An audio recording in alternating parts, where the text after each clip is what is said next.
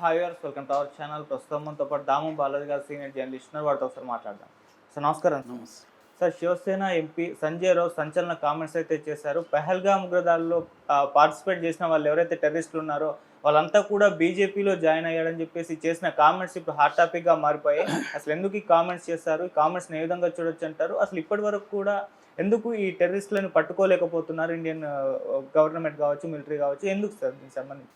యాక్చువల్గా పహల్గామ్ అటాక్స్ని ప్రపంచవ్యాప్తంగా అందరూ ఖండించారు. ఇండియాలో కూడా ఆల్ పార్టీస్ ఖండించాయి.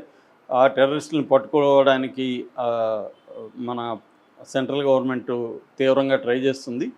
అయితే ఇప్పుడు మోర్ దెన్ 1 month గడిచిపోయినా కూడా ఇప్పటి వరకు వాళ్ళ ఆచూకీలు కూడా ఎక్కడా తెలియలేదు.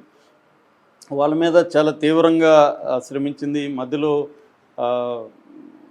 శ్రీలంకలో ఉన్నారు, శ్రీలంక ఎయిర్పోర్ట్లో వాళ్ళని పట్టుకునేసారని కూడా వార్తలు వచ్చాయి. కాశ్మీర్లో దొరికారన్న వార్తలు వచ్చాయి. ఫైనల్గా అయితే ఇప్పటివరకు వాళ్ళని పట్టుకోలేదు. అక్కడ మొత్తంగా మనకి 5 పేర్లు బయటకు వచ్చాయి ఇప్పటివరకు. ఒకటి Alibhai alias Taha, Asif Fauji alias Musa, Suleman Shah alias Younus. వీళ్ళు ముగ్గురేమో పాకిస్తానీ వాళ్ళు కాకుండా అదిల్ హుస్సేన్ తోకర్ అండ్ ఆషాన్, వీళ్ళిద్దరూ ఇక్కడ కాశ్మీర్కి సంబంధించిన వాళ్ళు. వీళ్ళ వెనకాల సైఫుల్లా కసూరి అనేవాడు ఉన్నాడు, ఎల్ఏటి అంటే లష్కర్ ఎ తోయిబా. బట్ వీళ్ళు ఫస్ట్ అనౌన్స్ చేసి మళ్ళీ మేము కాదని చెప్పారు.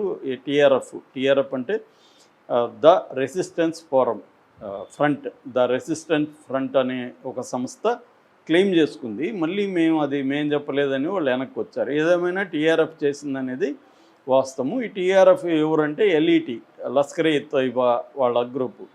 ఎందుకు ఇలా కవర్ ఆర్గనైజేషన్స్ అంటారు వీళ్ళని అంటే ముసుగు సంస్థలు ఎందుకు పెడతారంటే, లష్కర్ ఎ తోయిబాని గ్లోబల్ టెర్రరిస్ట్ ఆర్గనైజేషన్గా ఇటు యుఎన్ కానీ యుఎస్ కానీ డిక్లేర్ చేసి ఇండియాతో సహా. దానివల్ల ఏం చేస్తారంటే వాళ్ళు వేరే సంస్థల్ని ఫ్లోట్ చేసుకుంటూ వస్తారన్నమాట. ఇది మావోయిస్టులు కూడా ఈ పని చేస్తుంటారు.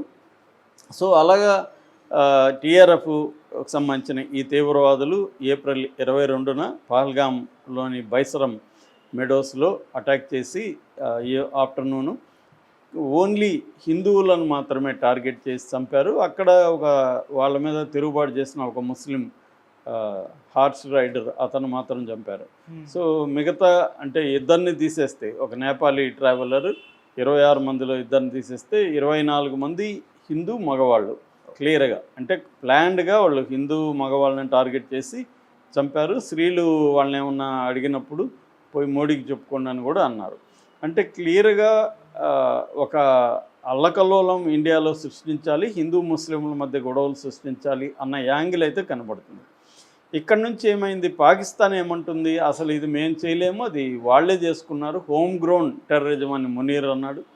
హోమ్ గ్రౌండ్ టెర్రరిజం అది మేము చేయలేదు. ఒకవేళ మేము చేసినట్టు మీ దగ్గర ఏమైనా ఆధారాలు ఉంటే ఇంటర్నేషనల్గా ఏ దేశం అయినా కూడా ఎంటర్ అయ్యి దీని మీద ఎంక్వైరీ చేయొచ్చు, మేము రెడీగా ఉన్నాం ఎంక్వైరీకి అని చెప్పారు.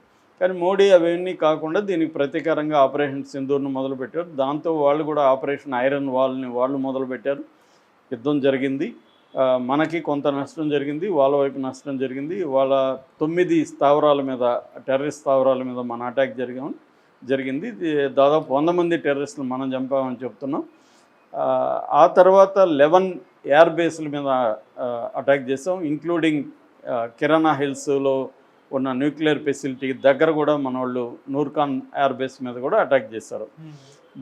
వాళ్ళు కూడా మన దీంట్లో ఫస్ట్ 15 మిలిటరీ ఇన్స్టాలేషన్ మీద వాళ్ళు అటాక్ చేయడానికి ట్రై చేశారు. తర్వాత 400కు పైన డ్రోన్స్ని ప్రయోగించారు. ఆ తర్వాత మన ఎయిర్ బేస్ని వాళ్ళు ధ్వంసం చేశామని వాళ్ళు కూడా ప్రకటించారు. అదంతా అబద్ధం అని మన వాళ్ళు చెప్తున్నారు. ఆ తర్వాత ఎల్ఓసి లైన్ ఆఫ్ కంట్రోల్ దగ్గర వాళ్ళు మన గ్రామాల మీద అటాక్ చేశారు. మన పౌరులు దాదాపు 60 నుంచి 100 మంది వరకు చనిపోయారు.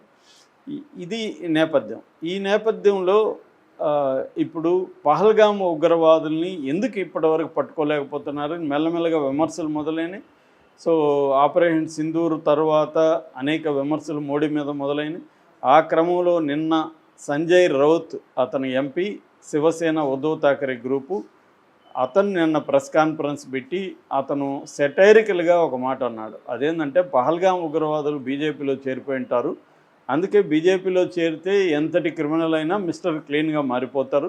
గతంలో అనేక స్కాముల్లో ఉండేవాళ్ళందరూ కూడా బీజేపీలో వెళ్ళగానే వాళ్ళు క్లీన్ అయిపోయారు. అందుకని బీజేపీ అనేది ఒక వాషింగ్ మిషన్ లాంటిది. సో అలా అందుకనే వాళ్ళని ఇప్పటివరకు పట్టుకోలేదు, లేకపోతే ఎప్పుడో పట్టుకొని ఉండేవాళ్ళు అని ఆయన మాట అన్నాడు. సో ఇది కాంగ్రెస్ దీని నుంచి కొంత దూరం అయితే జరిగింది. అంటే మేము సచిన్ పైలట్ అన్నాడు, మేము దాంతో ఏకీభవించట్లేదు ఆయన దీంతో అని. ఎందుకంటే అట్లాంటి తీవ్రవాదులను బీజేపీలో చేర్చుకుంటుందంటే ఎవరు కూడా నమ్మే పరిస్థితి లేరు. కానీ ఆయన ఎందుకు ఆ మాట అన్నాడంటే ఆయనకు కూడా తెలుసు వాళ్ళు ఏళ్ళు బీజేపీలో చేరరని, ఆయనకు కూడా తెలుసు బీజేపీలో చేర్చుకోరని. కానీ సెటైరికల్గా అన్నాడు. అంటే ఎందుకు పట్టుకోలేకపోతున్నారు ఇన్ని రోజులైనా కూడా, అంటే మన ఫెయిల్యూర్ క్లియర్గా కనపడుతుంది. ఆల్రెడీ అక్కడ సెక్యూరిటీ లేదు.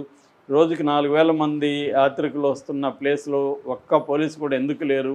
మామూలుగా మనం చూస్తున్నాం చిన్న టూరిస్ట్ ప్లేస్లో కూడా సెక్యూరిటీ ఉంటుంది, అక్కడ పైగా సెన్సిటివ్ ఏరియా, అక్కడ ఎందుకు లేరు అనేది అందరూ ప్రశ్నిస్తున్నారు. దానికి సరైన సమాధానం అయితే సెంట్రల్ గవర్నమెంట్ ఇప్పటివరకు లేదు, మాకు తెలియదు అక్కడ స్టార్ట్ అయిందని ఇట్లాంటి సమాధానాలు ఏదో ఇచ్చారు.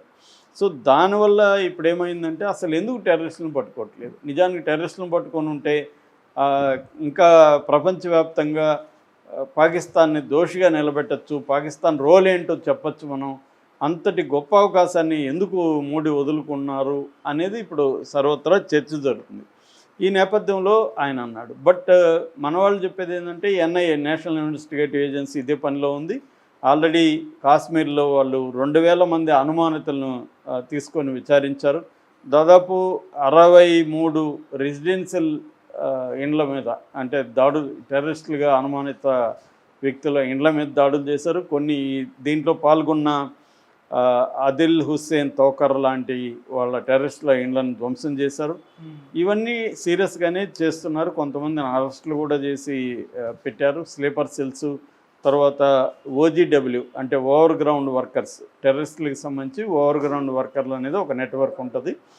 అలాంటి వాళ్ళని కూడా చాలామందిని అరెస్ట్ చేశారు. సో సీరియస్గా అయితే ట్రై చేస్తున్నారు, దొరకలేదని మన వాళ్ళు చెప్తున్నారు. సీరియస్గా ట్రై చేస్తే దొరకపోవడం ఏంది? అంత ఎక్కడ దాక్కుంటారు వాళ్ళు? అంత ఫెయిల్యూరా మనకి? ఆ మాత్రం ఒక టెర్రరిస్టులని 1.5 month అవుతుంటే ఇప్పటివరకు పట్టుకోలేకపోతున్నారా అన్న విమర్శలు మోడీ మీద ఉన్నాయి. అట్లాగే సంజయ్ రౌత్ ఇదే కాకుండా అసలు ఈ ఆపరేషన్ సింధూర్ మొత్తాన్ని కూడా ఇది దేశంలో మనం డిఫెన్స్ ఫోర్సెస్కి ఇవ్వాలని క్రెడిట్ని మోడీ అకౌంట్లోకి వేసుకోవడానికి ట్రై చేస్తున్నాడు. ఎందుకంటే పాకిస్తాన్తో యుద్ధం విరమించుకోవడం అనేది చాలా ఇన్సల్టింగ్గా జరిగింది.